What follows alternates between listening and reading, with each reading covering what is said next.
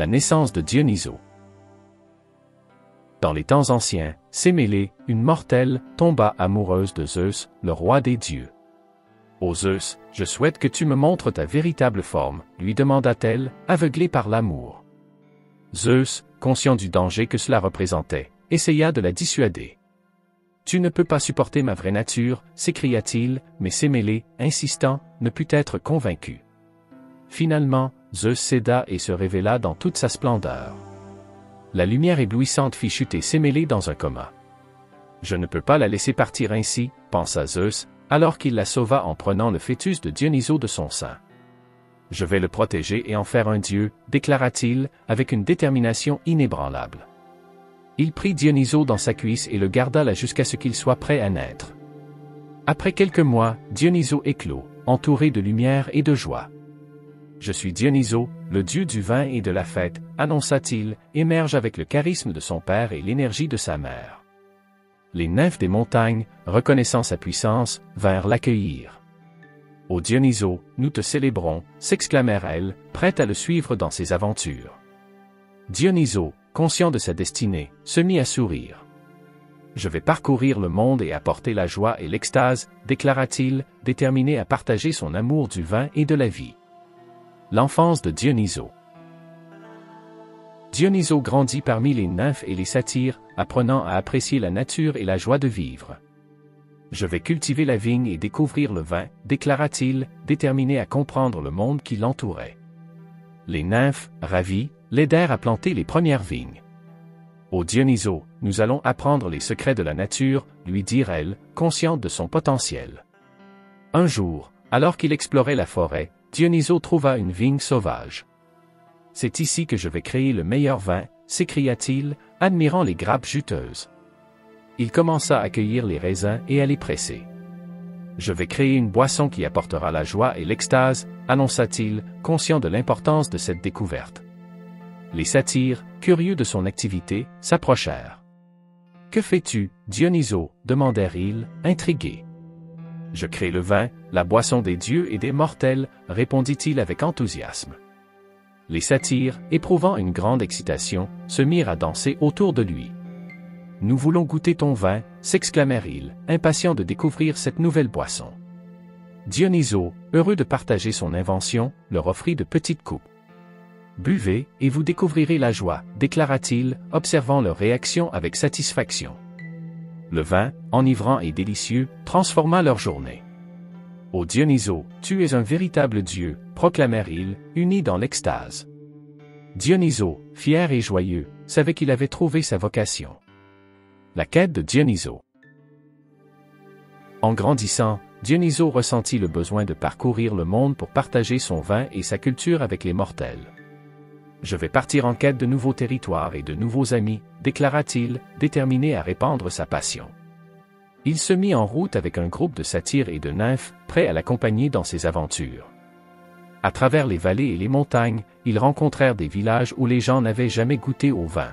« Ô mortels, je viens vous apporter la joie » annonça Dionysos, sa voix résonnant avec force. Les villageois, curieux, se rassemblèrent autour de lui.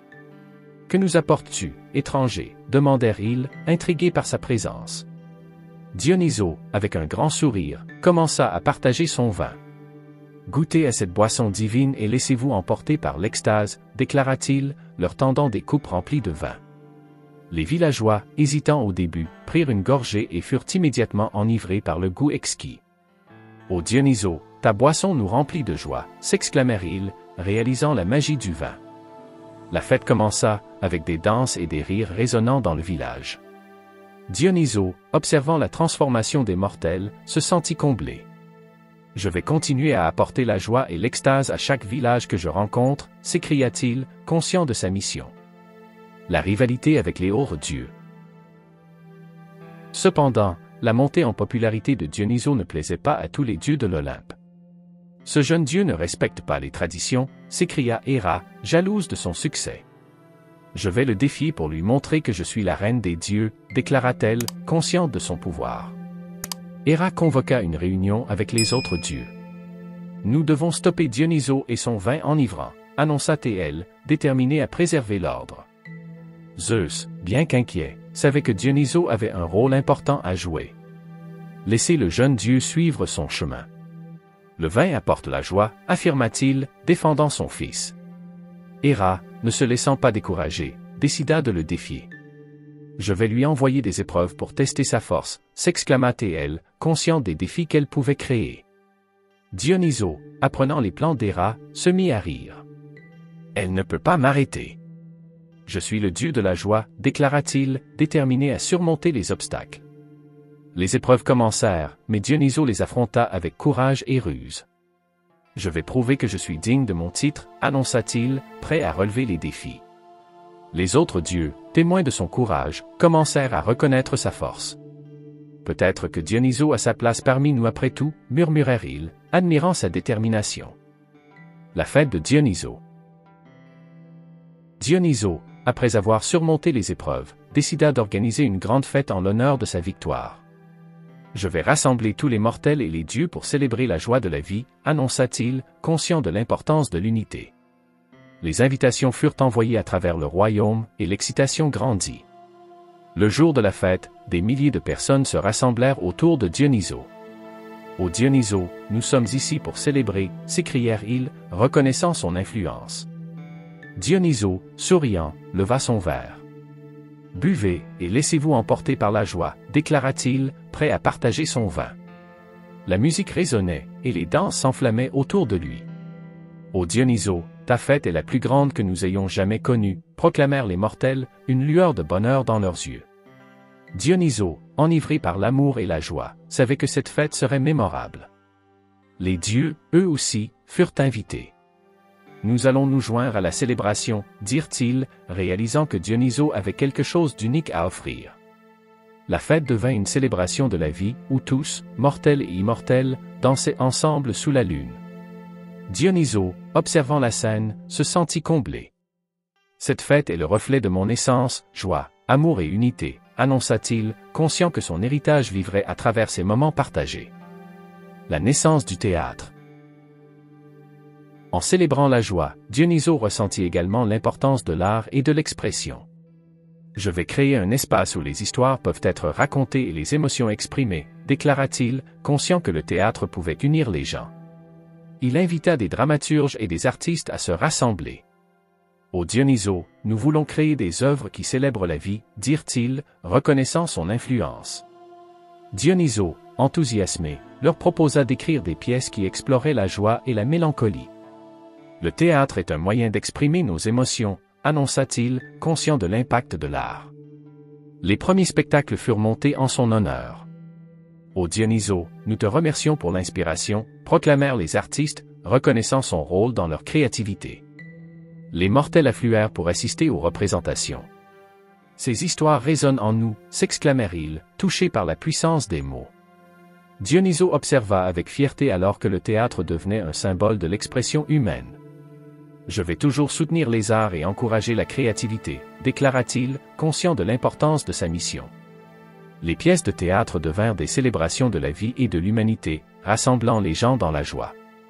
Les festivals de théâtre, désormais en l'honneur de Dionysos, devinrent des événements majeurs, célébrant la richesse de l'art. Ô Dionysos, nous te remercions pour cette magie, disaient les mortels, unis dans leur appréciation. La rencontre avec Ariane. Un jour, lors de ses voyages, Dionysos rencontra une jeune femme nommée Ariane, qui était perdue sur une île. Ô Dionysos, je suis seule et désespérée, s'écria-t-elle, attirant son attention. Dionysos, charmé par sa beauté et sa détermination, lui proposa de l'aider. Je vais te montrer le chemin de la joie, déclara-t-il, conscient de l'importance de leur rencontre. Ariane, touchée par sa gentillesse, accepta son offre. Je vais t'accompagner dans ta quête et découvrir le monde avec toi, dit-elle, reconnaissant la force de Dionysos. Ensemble, ils parcoururent des paysages magnifiques, découvrant la beauté de la nature. Dionysos, admirant Ariane, lui enseigna les secrets du vin et de la fête. Tu es destinée à être ma muse, lui affirma-t-il, conscient de son potentiel. Ariane, inspirée par Dionysos, commença à développer ses propres talents. Je vais créer des célébrations et des rituels pour honorer la vie, déclara-t-elle, déterminée à contribuer à son héritage. Leur lien se renforça au fil du temps, et Dionysos se mit à tomber amoureux d'Ariane. « Ô Ariane, tu es ma compagne et ma muse », s'exclama-t-il, conscient de la puissance de leur connexion. Ariane, émue, lui avoua ses sentiments. « Je suis tombée amoureuse de toi, ô Dionysos », lui répondit-elle, consciente de leur destin commun. La rivière de l'inspiration. Ensemble, Dionysos et Ariane continuèrent d'explorer le monde, mais ils rencontrèrent bientôt une rivière magique qui promettait d'apporter l'inspiration à tous ceux qui y plongeaient. « Ô Dionysos, nous devons plonger dans cette eau et découvrir son pouvoir », s'exclama Ariane, excitée par l'idée. Dionysos, reconnaissant l'importance de l'inspiration, accepta. « Nous allons nous plonger dans cette rivière et voir ce que nous pouvons créer, déclara-t-il, conscient que cela pourrait renforcer leur lien. Ensemble, ils plongèrent dans l'eau et se sentirent envahis par une énergie nouvelle. « Regarde, je peux voir des visions de joie et de fête », s'écria Dionysos, émerveillé par les images qui dansaient dans son esprit. Ariane, quant à elle, ressentit une vague d'idées créatives. « Je vais écrire des histoires qui célèbrent la vie et l'amour », annonça-t-elle, inspirée par la magie de la rivière. Après avoir émergé, ils décidèrent de partager cette inspiration avec les autres. « Nous allons organiser un festival en l'honneur de la rivière », déclara Dionysos, conscient de l'importance de la créativité. Les mortels, touchés par cette connexion, affluèrent pour célébrer. « Ô Dionysos et Ariane, nous vous remercions pour cette inspiration », proclamèrent-ils, unis dans leur enthousiasme. L'affrontement avec les titans. Cependant, la paix n'était pas destinée à durer. Un jour, les titans, jaloux de la popularité de Dionysos, décidèrent de l'affronter. « Nous devons montrer à ce jeune dieu qu'il n'est pas le seul à pouvoir apporter la joie », déclarèrent-ils, déterminés à semer le chaos. Dionysos, apprenant leur plan, se mit en colère. « Je ne laisserai pas les titans détruire ce que j'ai construit », s'écria-t-il, conscient de la nécessité de défendre son héritage. Avec Ariane à ses côtés, il se prépara à les affronter. « Nous allons unir nos forces et défendre la joie », déclara-t-il, déterminé à protéger ce qu'il aimait. La bataille s'engagea, et Dionysos utilisa son intelligence et sa ruse pour déjouer les plans des titans. « Vous ne pouvez pas vaincre la joie et l'amour », s'exclama-t-il, lançant des flèches de vin qui enivraient ses ennemis. Les titans, confus et désorientés, commencèrent à perdre leur force. Ariane, avec sa détermination, rejoignit Dionysos. « Nous allons montrer aux titans que l'unité est plus puissante que la rivalité », déclara-t-elle, consciente de l'importance de leur connexion. Ensemble, ils parvinrent à vaincre les titans, leur prouvant que la joie était une force irrésistible. L'héritage de Dionysos. Après avoir triomphé des titans, Dionysos et Ariane retournèrent à leur vie de célébration et de joie. « Je vais continuer à apporter le vin et la fête à tous les coins du monde », déclara Dionysos, conscient de son héritage. Les festivals et les célébrations devinrent des moments de rassemblement pour les mortels. « Ô Dionysos, nous te remercions pour la joie que tu apportes », proclamèrent les mortels, unis dans leur appréciation. Dionysos, observant leur bonheur, savait que son rôle était essentiel. « Je vais toujours être là pour vous, pour célébrer la vie », annonça-t-il, déterminé à continuer son œuvre. Les histoires de Dionysos et d'Ariane se répandirent à travers le temps. « Ils sont les symboles de l'amour et de la créativité », disaient les mortels, conscients de l'impact de leur héritage. Les rituels en l'honneur de Dionysos devinrent des moments de communion, unissant le peuple dans la joie. Dionysos, en fin de compte, savait que son héritage vivrait à travers les générations. « Je suis le dieu de la joie, de l'amour et du vin, et je serai toujours là pour célébrer la vie », déclara-t-il, conscient que chaque gorgée de vin était un hommage à l'existence.